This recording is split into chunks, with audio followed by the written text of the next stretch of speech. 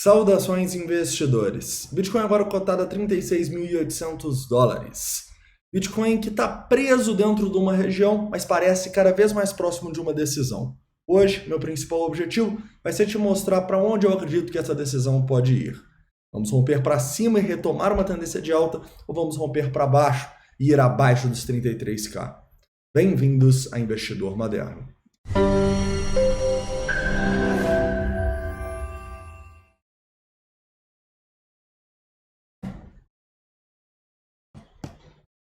Investidores, antes de começar, eu gostaria de dar um recado rápido para vocês. Muitas pessoas me perguntam qual é esse site que eu vejo os indicadores de sentimento. E ele é o TRDR, tá bom? Em breve nós vamos ter novidades com o TRDR, mas eu já recomendo você ir no primeiro link da descrição e criar a sua conta, onde você vai ter 7 dias gratuitos para ver estes indicadores aqui, tá bom? Vamos lá. Hoje a gente vai começar no 4 horas do Bitcoin, atualizando a situação mais de longo prazo e os pontos que a gente precisa se manter acima. Depois a gente vai abaixar o tempo gráfico, falar um pouco dessa tentativa de rompimento que a gente está tendo agora aqui no curto prazo. Vamos também falar do S&P 500, que também está numa situação bem semelhante, está segurando no fundo aqui. E vamos falar um pouco sobre os nossos indicadores de sentimento aqui que estão piorando nas últimas horas e também sobre onde as instituições estão colocando as ordens nesse momento aqui no mercado, tá? Elas deram uma sumida aqui, a gente vai discutir um pouquinho sobre isso. Tranquilo? Então antes de começar, não esquece de deixar o like aí, se inscrever caso não seja inscrito e deixa todas as dúvidas, críticas e sugestões nos comentários, tá? Hoje a gente volta aqui mais ou menos às 7 horas da noite.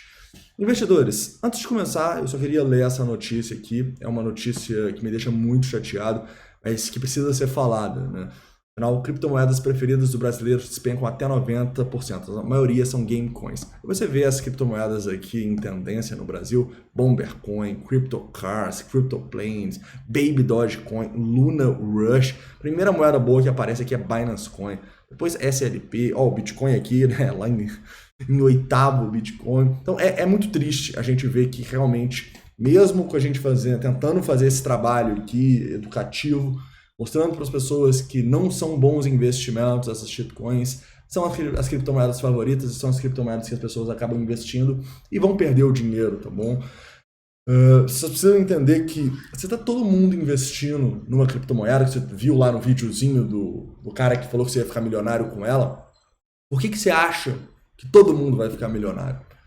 Cara, essas moedas só fica milionário quem comprou elas lá no passado. Lá, tipo assim, antes de qualquer youtuber falar dessas criptomoedas, né? É aquele viés da confirmação que usam para vender coisa para vocês, no sentido, ó, quem comprou Shiba Inu em tal momento, hoje é milionário. Mas ninguém comprou, basicamente, velho. Só comprou o cara que era desenvolvedor, cara que conhecia amigo do projeto. Quem começou a ver o negócio de Shiba Inu em vídeo no YouTube não ficou milionário. Na verdade, está perdendo 80% do investimento. Ou em algumas, como CryptoCars, 99%. Então, é necessário diferenciar bons projetos e boas pessoas que passam informação de shitcoins e de picaretas, tá bom? As 5 moedas que te deixarão milionário. Isso é picaretagem, não tem outra palavra aqui, tá? Então, toma cuidado com isso, porque nesse momento a gente vê essas criptomoedas indo a zero aqui, mas a nossa dominância, no momento, ainda é em 42,84%. Ou seja, se a dominância for para 50%, o que você acha que vai acontecer? Se com ela subindo 3%, a gente já está vendo os golpes, os scans, as shitcoins indo a zero, o que você acha que vai acontecer se ela for 50, 55, igual foi no último bear market? Infelizmente, não vão ser apenas projetos ruins, igual esse que estão indo a zero, que vão perder toda a capitalização. Muitos bons projetos também não vão conseguir sobreviver. Só vocês olharem no passado lá, ou se conseguirem sobreviver, não vão ter nem perto do valor que eles tiveram lá nas máximas e até mesmo que tem hoje, tá bom? Então é necessário nesse mercado a gente conseguir diferenciar essas coisas e ter um portfólio balanceado. A gente não pode se expor tudo em shitcoin. Acho que a gente não pode se expor tudo nem em criptomoeda, né? A gente precisa diversificar os nossos investimentos. Mas se for para escolher seus investimentos, comece pela base, comece pelo Bitcoin, cara. Se você começou agora no mercado e está comprando shitcoin, tá errado. Tá errado, velho. Isso não vai dar certo. Você tem que começar com a melhor criptomoeda, que é, e na minha visão, sempre será o Bitcoin, tá bom? Depois que você quiser estudar Ethereum, Link, ADA, outros bons projetos, estuda, não tem nada de errado nisso, pode ser a sua estratégia se for um cara fundamentalista. Mas, como o Peter Schiff já dizia, véio, para de procurar aquelas empresas fantasmas que vão te dar lucros incríveis. Né? Peter Schiff acreditava que empresas boas já são capazes de te dar lucros incríveis. Então, bons projetos, até mesmo o Bitcoin, o Ethereum, têm potencial de valorização muito grande. Você não precisa procurar o CryptoCars para tentar ficar milionário porque alguém está te enganando, tá bom? Então, eu acho importante isso, tá? E sempre lembre-se que você tem que ter a ideia de uma convexidade no seu portfólio, né? Você não pode colocar 10% numa shitcoin. Se for colocar alguma coisa que você estudou e você acredita muito, coloca 1% ou menos, entendeu? Porque se for a zero, você não vai perder tudo. Você vai ficar, foi um erro. Não vai ser um erro que vai te levar à ruína, tá bom? Se você faz um portfólio diversificado só com shitcoin, cara, a grande maioria vai a zero.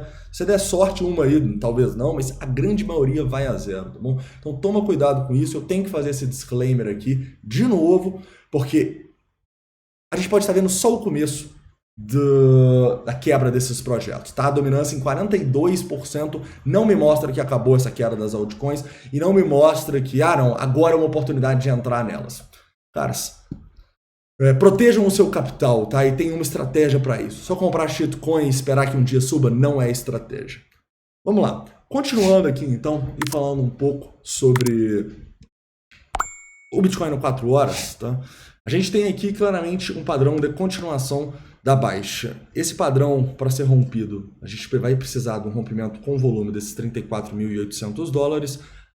Como eu disse para vocês, eu não vou operar esse rompimento para baixo, ok? Então é um rompimento que eu não vou operar por causa desse volume. E para a gente pensar em ficar um pouco mais otimista aqui, a gente teria que romper isso aqui para cima, né? A gente não conseguiu se manter acima das regiões ali dos 37.200 ontem. Eu vou deixar esse topo que a gente formou dos 37.500 como uma zona importante, tá bom? Mas e uma zona que a gente até parou outras vezes, vocês lembram? E basicamente se a gente começar a formar candles aqui em cima, é um sinal que a gente pode tentar ir romper o topo e tentar depois ir acima dos $40 mil, que vai ser um grande desafio também. Então a gente tem muita resistência acima, tá? E entendendo isso, eu não vou querer entrar num long aqui no Bitcoin também, tá? A gente até entrou num long nessa quedinha aqui, mas acabamos saindo depois que ele subiu sem força. E agora, sim, eu não vejo esse long, tá? Eu só vou ver esse long se a gente tivesse rompimento muito bonito para cima, com o sentimento melhorando demais. O que parece nesse momento improvável, tá bom? Continuando aqui, indo para uma análise do S&P 500, a gente tem que estamos com uma situação muito semelhante à do Bitcoin. A gente está formando um padrão de continuação da baixa, tá bom? Então isso aqui também é uma bandeira ou uma bearish rising wedge. A gente precisa se manter acima de 2 pontos. Primeiro, 4.270, essa região de fundos aqui. E segundo, os 4.200, tá? Isso aqui são os futuros do S&P 500. Uma situação não me parece muito interessante aqui também. Claro que se a gente fizer isso aqui, provavelmente o Bitcoin respira, né? Mas lembra, agora o S&P 500 vai fechar, né? Daqui a pouco aí de noite. E o Bitcoin vai ficar sozinho, digamos assim. Aí a gente vai ver se o Bitcoin está com força ou não, né? Mas a gente está numa tendência de baixa. Então, se a gente sai da correlação com o S&P numa tendência de baixa, a gente basicamente pode ter problemas, a gente só seguir a tendência, igual foi no último final de semana. Tranquilo? Então toma cuidado aí, eu deixaria stops curtos nesse momento e faria o gerenciamento de risco, tá? Agora eu tô praticamente completamente dolarizado, aguardando, ver se o Bitcoin consegue demonstrar essa força aí, consegue pelo menos romper esses 37.500 para a gente pensar numa exposição, em alguma coisa assim, mas no momento ainda não, tá? Uma coisa que pode salvar o Bitcoin é justamente a análise de sentimento, tá? Ao olhar os nossos indicadores aqui, a gente consegue enxergar que a gente está com alguns dados aqui que não estão ruins, tá? Apesar do nosso long short rate estar piorando e estar em 1.35 agora, 1.35 não é um fator que me deixa preocupado, tá? O CVD, por exemplo, tá legal. A gente teve algumas liquidações fortes aí nessas últimas quedas lá, quando a gente testou os 35.500 e aqui quando a gente testou esses 36. Então, assim, a situação, na minha visão, não é uma situação muito preocupante na análise de sentimento, mas é muito mais uma situação neutra, tá bom? Porque esses nossos indicadores aqui, eles meio que se anulam e a gente também já está começando a ver, olha só, muitas pessoas comprando e muitas pessoas sendo liquidadas para cima, igual foi nesses topinhos aqui, né? Então, assim, eu tô vendo um sentimento como neutro e análise técnica apontando para baixo, tá? Então, a situação não é muito boa. O mínimo que a gente tem que fazer é aquilo que a gente comentou ontem, né? O rompimento dos 37.500 com uma queda significativa do nosso open interest, nosso long short rate e aumento do open interest. Se isso acontecer, a gente volta a discutir aqui um Bitcoin forte. Antes disso, não está muito legal, tá?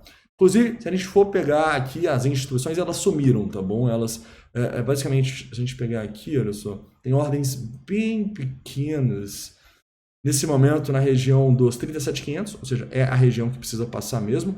E aqui, olha só, um pouquinho aqui nos 35.400, 34.800, é onde tem mais, tá bom? Então é importante segurar acima dos 34.800 e romper os 37.500 nesse momento. Beleza, investidores? Caras, para finalizar, né, só queria falar um pouquinho aqui, dizendo que isso aqui não é uma crítica a nenhuma criptomoeda específica, tá?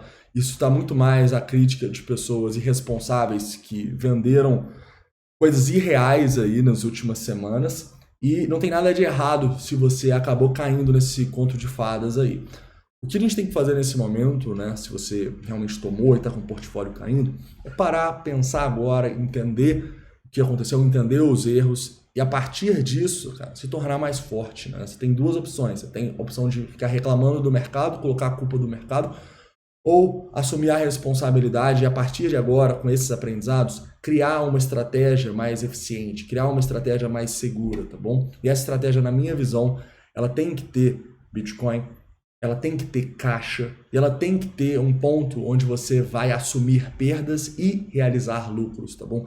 Isso é uma estratégia. Uma estratégia não é só comprar e segurar por um dia, vender talvez. Não. Para mim, a estratégia tem que ter gerenciamento de risco e gerenciamento de risco necessariamente tem que ter pontos de assumir perdas e pontos de realizar ganhos. Beleza, investidores? Então é isso. Espero que tenham gostado do vídeo. A gente volta aqui lá para 6h30, 7 horas. Um forte abraço e até mais à noite.